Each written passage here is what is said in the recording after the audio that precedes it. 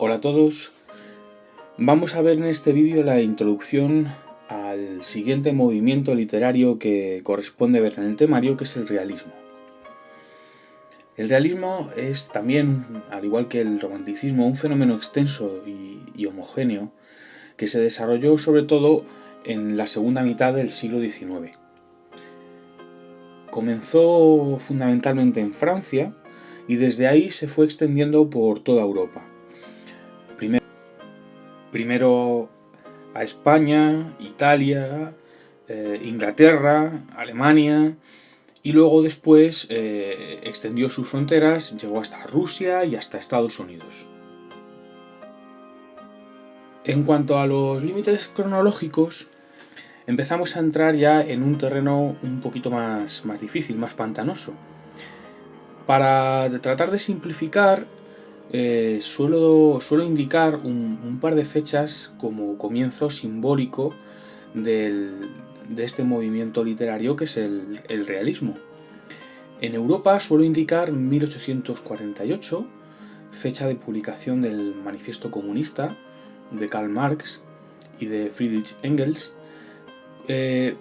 porque luego esto va a tener posteriores connotaciones de cara al desarrollo del naturalismo, ya que muchos autores naturalistas tenían ideas de corte socialista, es decir, se vieron influidos por ideas que tienen su origen en el movimiento obrero y además desde el punto de vista de que los temas tratados por los autores naturalistas tienen directamente que ver con la reivindicación de la situación social de las clases obreras, campesinas y menos favorecidas en general.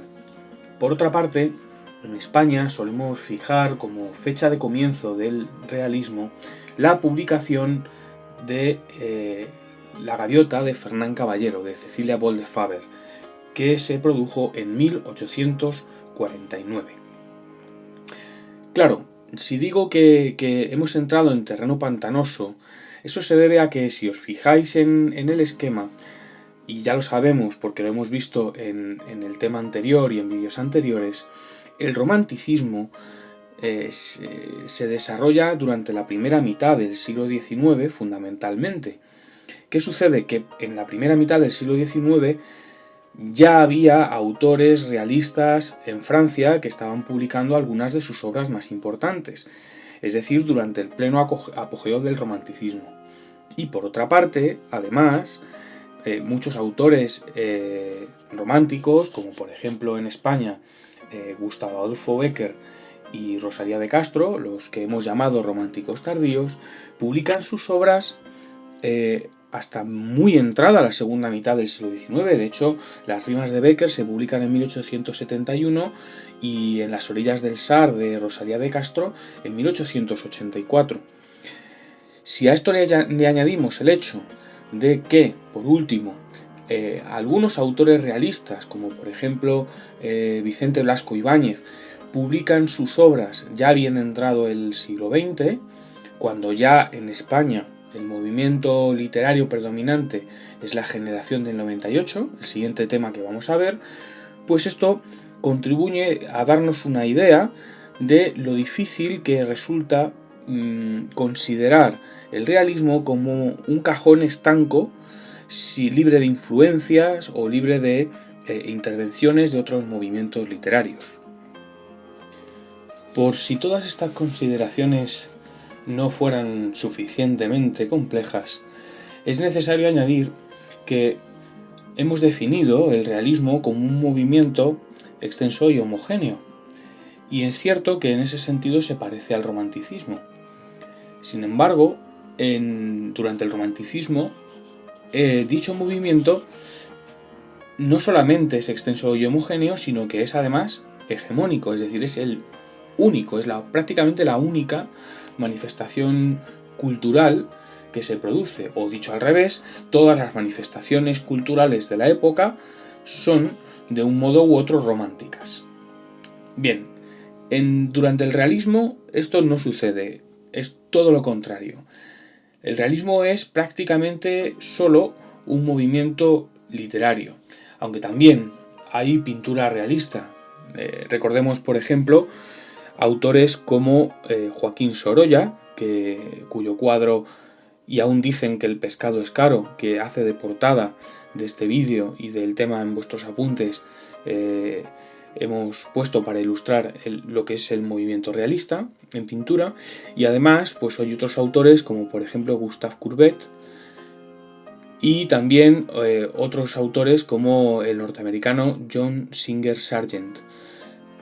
Sin embargo, la pintura predominante en la segunda mitad del siglo XIX es, por el contrario, el impresionismo, aunque también hay pintura simbolista, y eso nos lleva también a subrayar que no hay, por ejemplo, poesía realista, sino que las manifestaciones poéticas en esta época son fundamentalmente simbolistas. Y en música no podemos hablar de realismo, si acaso de naturalismo, en cuestiones puntuales, como por ejemplo la utilización que hace de ciertos recursos expresivos en aras del dramatismo el italiano Puccini. Sin embargo, las manifestaciones musicales en la segunda mitad del siglo XIX están dominadas por lo que llamamos post-romanticismo, y particularmente por la increíble figura y polémica figura de Richard Wagner, pero también por otros autores igualmente grandiosos como Richard Strauss, Bruckner, Gustav Mahler, Brahms, etc., ¿no? Esta herencia posromántica también se manifiesta en la profundización de temas y motivos de carácter folclórico por la música de toda Europa, en lo que se llaman escuelas nacionales. Por ejemplo, la Escuela Nacional Checa de Dvořák, la escandinava de Edvard Grieg, la rusa con el grupo de los cinco y Piotr Ilich Tchaikovsky. En España, por ejemplo, se habla de un carácter nacional castizo porque bueno, pues empiezan a proliferar en la segunda mitad del siglo XIX mucho el género chico, la zarzuela.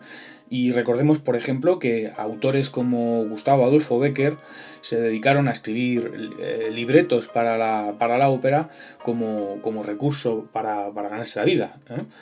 Y bueno, pues también hay algunos autores franceses que manifiestan esta tendencia, como por ejemplo podríamos decir, si no me equivoco, Bizet.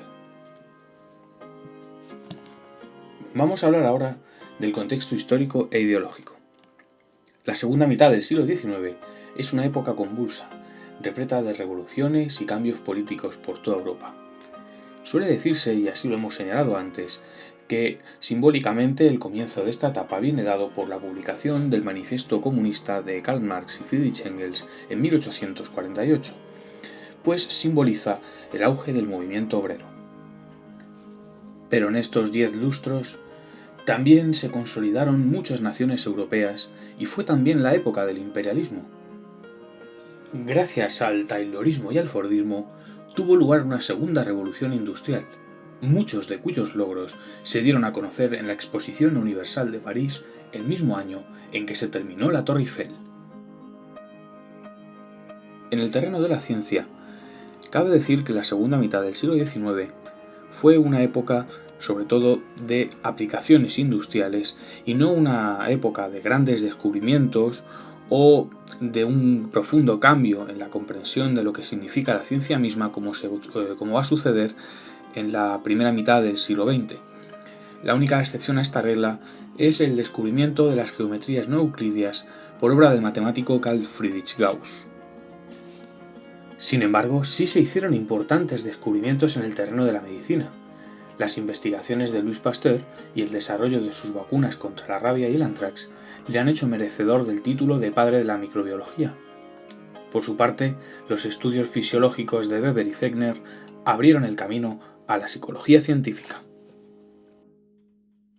El avance en el terreno de las aplicaciones fue tan grande después de todo que originó un movimiento filosófico denominado positivismo, cuyo máximo promotor fue el pensador francés Auguste Comte y su curso de filosofía positiva. Su propósito era el de reformar la sociedad, o mejor dicho, prescribir las normas necesarias para reformar la sociedad y conducirla a su etapa positiva, lo cual implicaba una enorme fe en el progreso. Sin embargo, este modo de entender la ciencia y la sociedad dio lugar, por un lado, a la creación de la sociología y, por otro, a una nueva forma de entender la ciencia que se llama positivismo lógico, cuyos frutos, sin embargo, no se recogerán hasta la primera mitad del siglo XX. Otra corriente que ejerció una poderosa influencia en la cultura de la segunda mitad del siglo XIX fue el evolucionismo. Aunque tradicionalmente se habla de la teoría de la evolución de Charles Darwin, lo cierto es que la desarrolló en gran parte junto a Alfred Russel Wallace y en relación polémica, podríamos decir, con Jean-Baptiste Lamarck. Esta noción de evolución no fue ni mucho menos un invento de Darwin. De hecho, ya el filósofo alemán Herder había introducido esta idea en el concepto de desarrollo de la historia. Simplemente Darwin lo que hace es aplicarlo a su intento de explicar la evolución de las especies, porque propiamente lo que Darwin intenta explicar es el concepto de selección natural. Bien, para no extendernos demasiado en esta cuestión, solo quería subrayar el hecho de que se le suele atribuir a Darwin la interpretación social de su teoría, que se conoce con el nombre de darwinismo social, cuya formulación más conocida es la idea de la supervivencia del más apto. Sin embargo, esta idea en realidad fue popularizada por el filósofo inglés Herbert Spencer. El evolucionismo influyó en el pensamiento del más importante filósofo de la segunda mitad del siglo XIX, Friedrich Nietzsche, dando lugar a una corriente de pensamiento conocida con el nombre de vitalismo. Es necesario señalar que Nietzsche no vinculó su célebre noción de voluntad de poder con la supervivencia del más apto de Herbert Spencer. El autor de dicho vínculo fue más bien el joven Hitler, muy interesado en dar fundamento teórico a sus ideas sobre cómo reformar la sociedad alemana, cuyos campos de exterminio y sus aberrantes investigaciones clínicas emulaban, según él, los mecanismos de la selección natural y aseguraban la supervivencia de los más fuertes, la raza aria. Hay que buscar las raíces del realismo literario europeo en la tradición iniciada por Cervantes con su Quijote, en el que muestra el poder desmitificador de la literatura, y por otra parte en la novela picaresca española, que se convirtió en vehículo de denuncia para las clases más desfavorecidas y se ofrecía siempre como relato verídico. Podemos afirmar que en la literatura europea siempre ha existido una tendencia al realismo que cobró fuerza durante el romanticismo hasta convertirse en corriente, el costumbrismo, y cuajó finalmente hasta convertirse en el movimiento que estudiamos ahora, el realismo. El primero en llamar realista a su manera de escribir fue el francés Jules Champfleury, aunque no tuvo luego más importancia en el movimiento. Por otro lado, en el realismo podemos apreciar dos corrientes, al igual que en el romanticismo, una progresista y otra conservadora. En la conservadora se reflejan los ideales burgueses, materialismo, utilitarismo, búsqueda del éxito económico y social, pero también se reflejan sus problemas internos, el papel de la mujer instruida y sin embargo desocupada, el éxodo del campo a la ciudad y el cambio de valores que ello implica. Esta facción, que recoge los valores y costumbres populares, es la que proviene del costumbrismo. Por otra parte, cuando se fueron repitiendo y agotando los temas relativos a la burguesía, la descripción realista desvió entonces su atención hacia las clases humildes, marginadas y desfavorecidas, en parte también por la influencia del auge de las ideas socialistas. Esta facción se caracteriza por acentuar los contenidos sociales, la descripción interna de la conducta, es decir, de sus motivos psicológicos, y el uso del monólogo interior. Esta corriente es heredera del modelo cervantino y de la novela picaresca. Los rasgos fundamentales del realismo son los siguientes. Procuran mostrar en las obras una reproducción fiel y exacta de la realidad, para lo cual usan descripciones minuciosas de personajes, paisajes y lugares. El autor analiza los males que aquejan a su sociedad. Transmiten todo aquello de la forma más objetiva y verídica, es decir, creíble, que pueden. Utilizan lenguaje coloquial y lo reproducen con exactitud, como si grabasen la voz de los personajes. Y por último, rechazan el sentimentalismo y lo espiritual típicos de la sensibilidad anterior, es decir, del romanticismo. Sin embargo, desde que Émile Zola publicó La educación sentimental en 1880, la corriente progresista cobró fuerza en los 20 años siguientes hasta convertirse en un movimiento totalmente independiente. Sus características son las siguientes. Llevan a cabo una reproducción fiel de toda la realidad, incluyendo sus características más feas y su cara menos amable. Abarcan todos los grupos sociales, pero se centran en las clases más desfavorecidas. Presentan al ser humano sin libertad, como una víctima de su herencia genética y de su entorno social. Por otra parte, para los naturalistas la novela es un medio para estudiar los problemas sociales y también un arma de combate filosófico, político y social. Por último, en muchas de estas novelas se trata la sexualidad no como algo agradable, apetecible o erótico, sino como manifestación de enfermedad social, suciedad y vicio, es decir, desde el punto de vista de la prostitución como lacra social y como tragedia individual. Muy bien, muchas gracias por vuestra atención y no olvidéis hacer el cuestionario.